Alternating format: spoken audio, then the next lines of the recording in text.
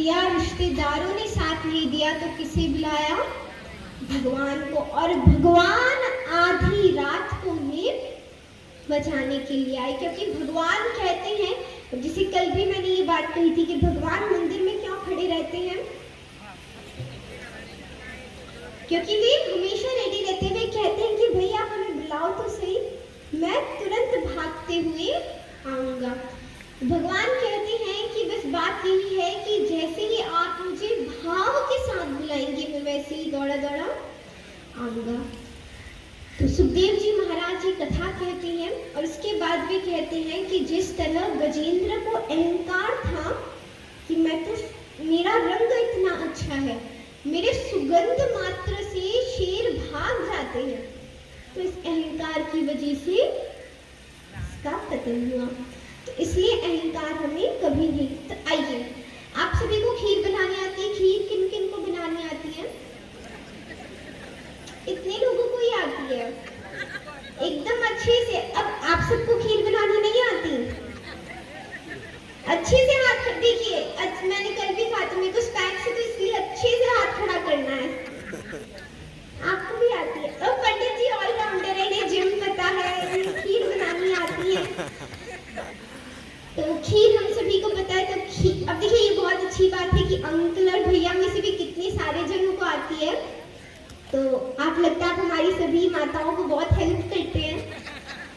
तो अब खीर बनाने के लिए क्या क्या सामग्री चाहिए? जो 3 सबसे मेन सामग्रियां हैं वो क्या है? दूध, चावल।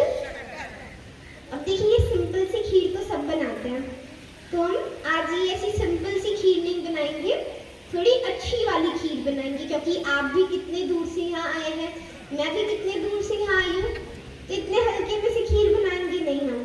तो आज कैसी अच्छी वाली खीर बनाएंगे।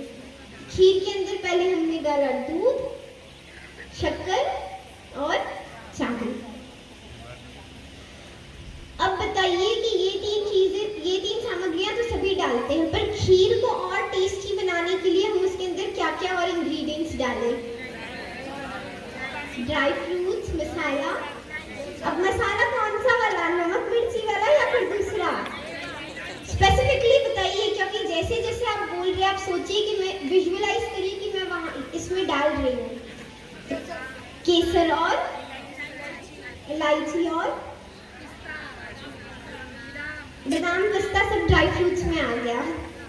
और इलायची, केसर, ये सब तो सबको पता है। और कोई नई इंग्रेडिएंट? भाव। ओके, भाव आप कैसे डालेंगे? कोई भाव वस्तु जो है वो दिखती थोड़ी ना, तो प्रेम पर जो वस्तु दिखती है वो उसकी बात कर रही हूँ।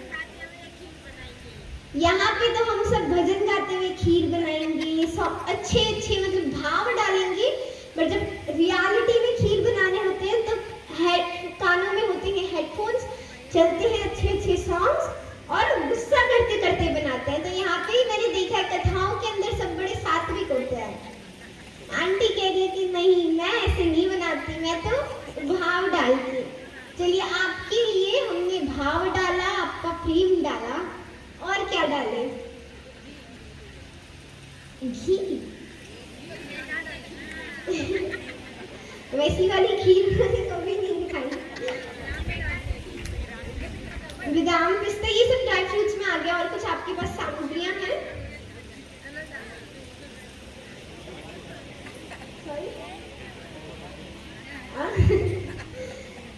आपकी सामग्रियां फिनिश हो गई?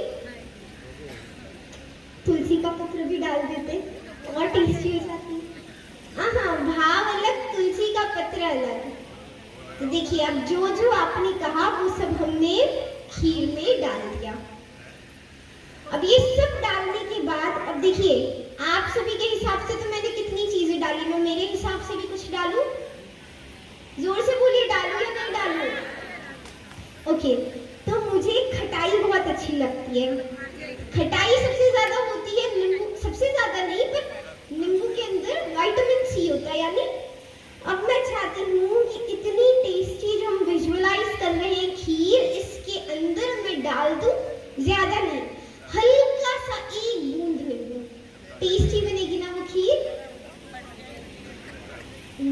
कैसे फटेगी? सिर्फ एक बूंद नींबू का, ज्यादा नहीं। आप सभी ने कभी नींबू वाली खीर नहीं खाई? किसी ने भी नहीं खाई यहाँ पे? आप में से किसी ने खाई है? आप में से किसी ने? अब आप सोच रहे होंगे मैं कौन से ग्रह से आई हूँ। देखिए, किसी ने भी यहाँ पे नहीं खाई नींबू वाली खीर, मैंने भी नहीं खाई। तो अब ये नींबू की बात कहाँ से आई? तो कहते हैं कि ये सब जो सामग्रियां हैं, जैसे तुलसी का पत्र, ये हवन के समान, जो हम ड्राई फ्रूट्स डाल रहे हैं वो भगवान के नाम का समान, यानी जो जो चीजें आपने कही वो सब हमने डाल दी, पर केवल एक बूंद नींबू से क्या हुआ? सारी मेहनत पानी में चली गई। हमारा जो आंटी का जो भाव था, जो उनका प्रेम था, वो भी चला गया। तो अब ये जो एक बूंद नींबू का है वह किसका है? वह अहंकार का प्रतीक है। तो यानी आपने इतनी जो ये टेस्टी खीर है, इसका मतलब है आपने इतने सारे अच्छे अच्छे कर्म किए, परंतु एक बूंद अहंकार का उसमें आ जाए तो सब पानी में चला जाएगा। तो इसलिए मैंने कल भी ये बात कही थी कि हम दान इतना सा करते हैं और लोगों को दिखाते हैं कि भैया हमसे बड़ा दान इस दुनिया में है ही नहीं, कोई पैदा ही नहीं हुआ। भगवान कहते हैं ना कि आपसे पहले भी मैं था, जब आप नहीं थे तब भी मैं था, जब आप नहीं रहेंगे तब भी मैं रहूंगा। तो व्यक्ति कहते हैं कि मुझसे बड़ा दानी ना ही था, ना ही होगा, ना ही है। तो इसलिए जितने भी आप सत्कर्म करें उसके अंदर हल्की सी अहंकार की बूंद गिर जाए तो सब चला जाएगा। तो इसलिए अहंकार महाराज कभी ना करें। जिस तरह गजेंद्र जी को भी अहंकार हुआ तो उनका, पर एंड में उन्होंने सहायता के लिए किन्हें बुलाया? जब सबसे सहायता मांगी किसी ने नहीं दी तो हम सब भी ऐसा ही करते हैं, सबसे हेल्प मांगते हैं। भगवान को तो सबसे नीचे वाले ऑप्शन में रखते हैं कि एमसीक्यूज आते हैं ना हम सभी के एग्जाम में, तो सबसे नीचे वाले ऑप्शन में हम रखेंगे भगवान को, जबकि भगवान को कहाँ रखना चाहिए? सबसे ऊपर वाले अंदर। इसलिए हमेशा सरल रहे, विनम्र रहे, क्योंकि माता लक्ष्मी ने भी क्या कहा कि विनम्रता बहुत जरूरी है। तो इसलिए हमें हमेशा विनम्र रहना है। अब देखिए कि परीक्षित महाराज पूछते हैं कि आजकल दुनिया में सुख दुख बहुत है, ये सुख दुख का अर्थ क्या है? और साथ में हम हमेशा, लेकिन हम कितना भी बड़ा काम कर ले और हम हमेशा हम्बल कैसे रहे? तो सुखदेव जी महाराज बड़ा सुंदर उत्तर देते हैं। वे कहते हैं कि आप सभी ने थिएटर में मूवी देखी है? सभी ने देखी है? जोर से बोलिए हाँ या ना। तो थिएटर में मूवी देखी, अब जब मूवी फिनिश होती है तो क्या हम सीट पकड़ के बैठते हैं कि भाई अब तो हम यहाँ से जाएंगे ही नहीं? अब नहीं जाएंगे ही तो वो जो होते हैं, जो गाहज होते हैं, वो डंडा लेके आएंगे और हमें भगाएंगे वहां से। तो हम सभी की लाइफ भी एक मूवी की तरह है। कैसे मूवी की तरह है? कि मूवी के अंदर आपने देखा होगा एक्टर्स होते हैं और उन्हें एक्टिंग दी जाती है कि आपको ऐसे करना, वो अपना 100% देकर उसे करते हैं। उसी तरह भगवान ने भी हमें यहाँ पर एज अ एक्टर बनाकर भेजा है, सभी को खुद के कार्य दिए। भगवान हमें कहते हैं कि तुम 100, अब देखिए कोई मूवी है उसके अंदर एक्टर ही खराब हो, एक्टिंग ही अच्छी नहीं की, तो वो मूवी फ्लॉप होगी या फिर बहुत अच्छी चलेगी? फ्लॉप होगी। तो इसका अर्थ है कि हम सभी का जीवन है मूवी, उसके अंदर हम सभी एक्टर के रूप में रोल कर रहे हैं। अब रोल कर रहे हैं तो हमें 100% देकर रोल करना है और एंड में तो सभी को ऊपर ही जाना है। तो इसलिए हमेशा अगर ये चीज आपके मन में रहेगी कि भगवान ने हम सभी को निमित्त मात्र बनाकर भेजा है, तो हमारे अंदर हमेशा सरलता रहेगी, हमारे मन में हमेशा विनम्रता रहेगी। अब सुखदेव जी महाराज आगे राम जी की कथा बताते हैं कि क्योंकि वे कहते हैं कि जब तक राम जी नहीं आते तब तक कृष्ण नहीं आते, क्योंकि राम जी किनके प्रतीक है? मर्यादा के प्रतीक है। तो जब तक हमारे जीवन में मर्यादा नहीं होगी तब तक ना ही राम जी आएंगे और ना ही कृष्ण जी आएंगे। तो इसलिए वे कहते हैं कि हमारे अंदर क्या होना चाहिए, राम जी की तरह मर्यादा होनी चाहिए। अब राम जी की तरह तो कोई फॉलो नहीं कर सकती, बट एटलीस्ट अगर हम उनकी मर्यादा को 2% भी फॉलो कर दे तो हमारी लाइफ तो सुधर जाएगी। तो इसलिए वे कहते हैं कि वाल्मीकि तुलसी का वरदान है, एक आदर्श है, वो भगवान है। क्या कि वाल्मीकि तुलसी का वरदान है, एक आदर्श है, वो भगवान है। राम आस्था है, कोई नारा नहीं। राम आस्था है, कोई नारा नहीं। राम गंगा जल है, कोई अंगारा नहीं। चलते फिरते रोज यह काम कीजिए। क्या कि चलते फिरते रोज यह काम कीजिए, जो भी मिले उसे राम राम कीजिए। क्योंकि बेशकीमती भी किसी काम का नहीं, बेशकीमती भी किसी काम का नहीं, जो राम का नहीं वो किसी काम का नहीं। एक बार जोर से बोलिए, दोनों हाथ उठाकर, जो राम का नहीं वो, जोर से, जो राम का नहीं वो किसी काम का नहीं। तो इस तरह अब सुखदेव जी महाराज आगे की कथा बता रहे हैं। तो परीक्षित जी के मन में एक बड़ा ही जेन्युइन क्वेश्चन उठता है जो हम सभी के मन में होगा कि रामायण और रामचरितमानस में अंतर क्या है। दोनों है तो सेम ही बुक। तो सबसे चलिए पहले ये बताइए कि सबसे पहले क्या लिखा गया था, रामायण या रामचरितमानस। रामायण लिखी गई तो वे पूछते हैं कि अगर रामायण के अंदर ही सब लिख दिया तो तुलसीदास जी ने रामचरितमानस की रचना क्यों की। सुखदेव जी बड़ा ही सुंदर उत्तर करते हैं कि वे कहते हैं कि रामायण का अर्थ है रामायण, अयन का अर्थ है जो राम का घर हो, यानी रामायण का अर्थ है जो राम जी का घर हो। अब जो राम जी का घर है वो हमारे लिए क्या है,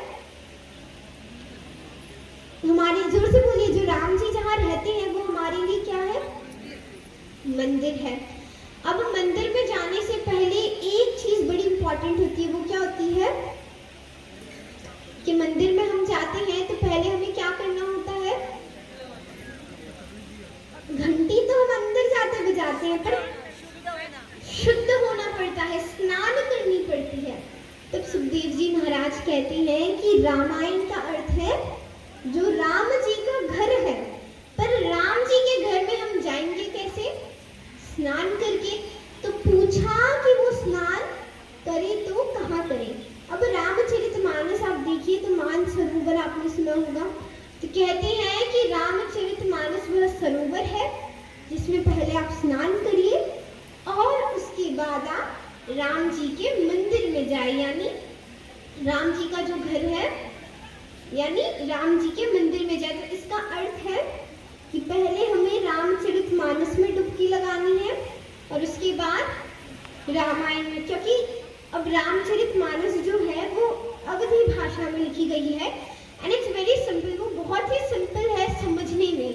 तो पहले, अब देखिए, हम कभी भी जब हम छोटे होते हैं तो हमारे माता पिता हमें 10th स्टैंडर्ड में ही नहीं डालते, पहले हम हमारी LKG, UKG, किंडरगार्टन स्कूल्स में जाते हैं और उसके बाद धीरे धीरे हम अपग्रेड होते हैं।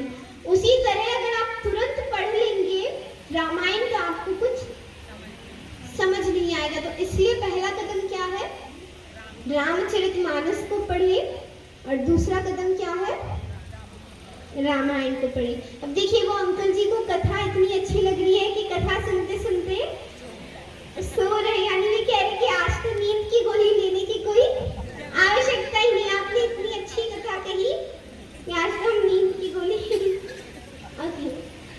तो अब तुलसीदास जी की भी कथा बताते हैं कि तुलसीदास जी रामायण लिखते हैं। अब जब वे रामायण लिखते हैं तो काशी के अंदर कई विद्वान उनका विरोध करते हैं, आपने तो अवधी भाषा में लिखी है, लिखनी ही थी तो संस्कृत में लिखते। मैं चाहूंगी कि माताएं आप घर पे तो करती हैं बातें, वहां पे भी चुगलियां होती हैं, यहाँ पे भी शुरू, तो इसलिए अभी हमें कथा में ध्यान देना है।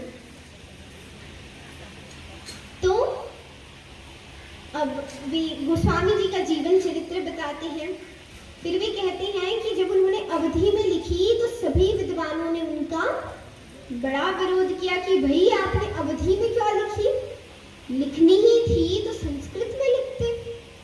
तो वे सोचते हैं कि झगड़ा करने से तो कुछ नहीं होगा। हम क्या करते हैं कि वाराणसी में अभी जो काशी विश्वनाथ मंदिर है तो उसका यहाँ पर आया कि वे सोचते हैं कि अभी अब देखिए गोस्वामी जी के चक्कर में कंपटीशन में कई जनों ने उन्होंने भी रामायण लिख दिया। उन्होंने अपनी रामायण का दूसरा नाम दिया कि जो उनका नाम होता है वो लगाते और पीछे रामायण, जैसे नाम है उनका लक्ष्मण तो लक्ष्मण रामायण, तो जो भी था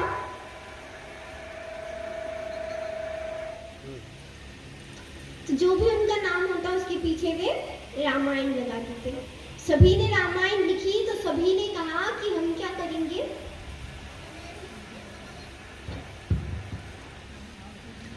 सभी ने विचार किया कि हम हमारी सभी के ग्रंथ हम रख देंगे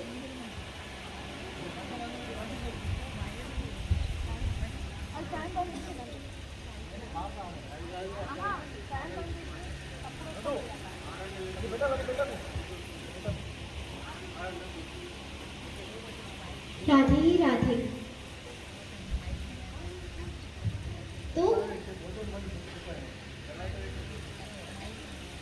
तो सभी ने वहां पे अपनी अपनी रामायण रख दी।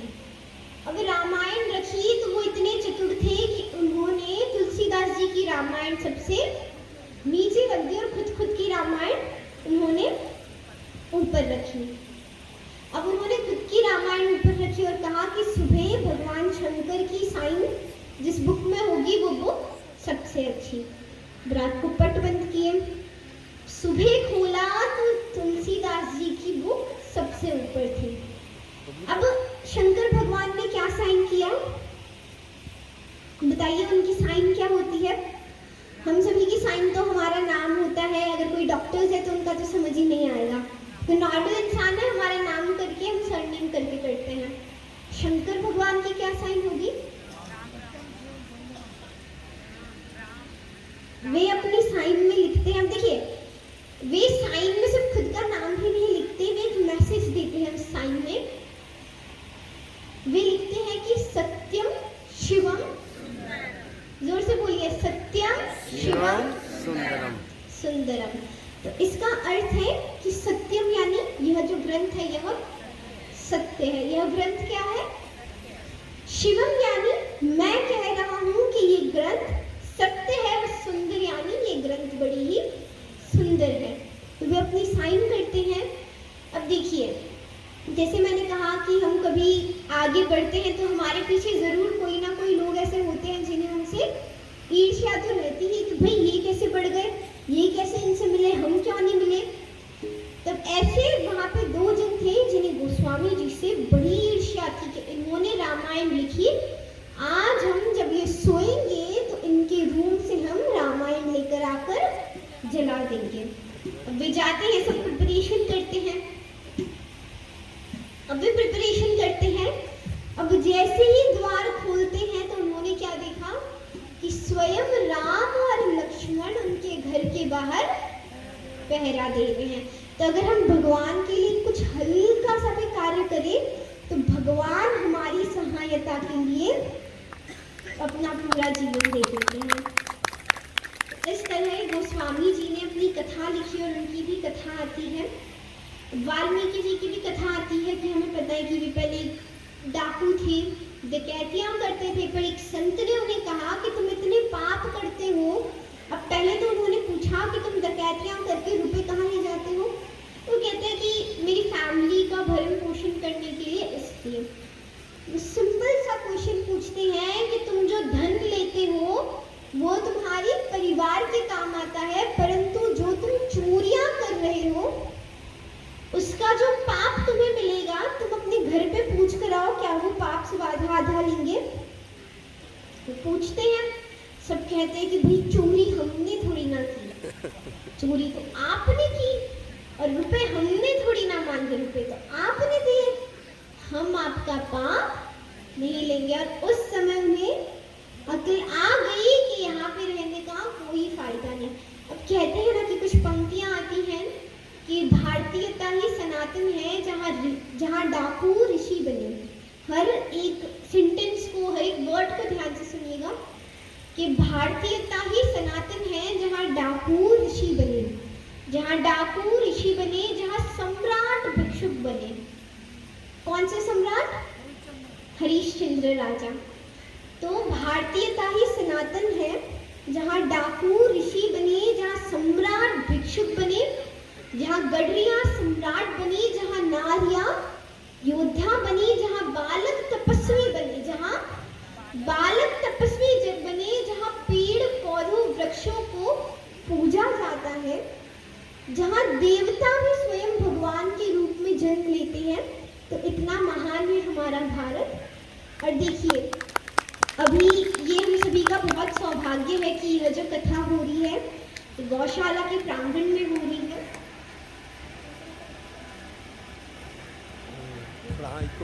हाइको उसका आ रहा है, स्पीकर का आवाज आ रहा है। भाभी इसको चलने दे।